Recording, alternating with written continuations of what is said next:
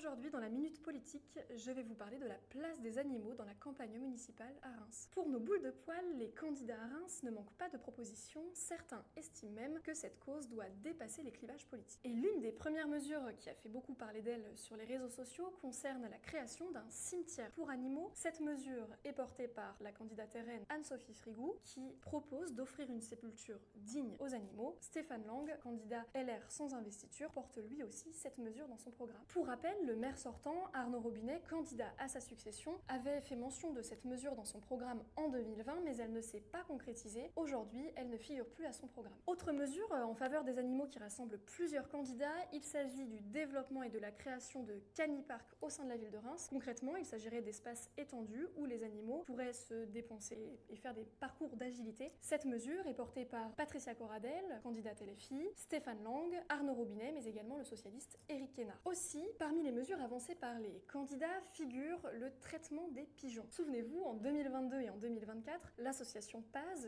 Association de défense des animaux, pointait la ville de Reims pour sa gestion des pigeons, puisque la ville a notamment recours au gazage. Plusieurs candidats souhaitent mettre fin à cette pratique, c'est notamment le cas du socialiste Éric Quénard, de la candidate LFI Patricia Corradel et du candidat d'hiver droite Stéphane Lang. Ces trois candidats proposent alors d'installer des pigeonniers contraceptifs au sein de la ville de Reims. C'est une façon de mieux gérer la régulation de l'espèce. Parmi toutes ces mesures en faveur des animaux, il en figure des plus insolites. Le candidat Stéphane Lang, par exemple, propose lui de créer un parc animalier pour protéger certaines espèces de notre région au sein du domaine de Cométreuil. Il propose également de créer un petit muséum d'histoire naturelle dans une des pièces de ce manoir. En tous les cas, une mesure semble faire l'unanimité, c'est celle de la stérilisation des chats errants, puisque les 5 candidats qui ont répondu à nos sollicitations ont inscrit cette proposition à leur programme. Si ce sujet peut vous sembler mineur, peut-être poussera-t-il les amis des animaux à déposer leur bulletin dans les urnes les 15 et 22 mars prochains.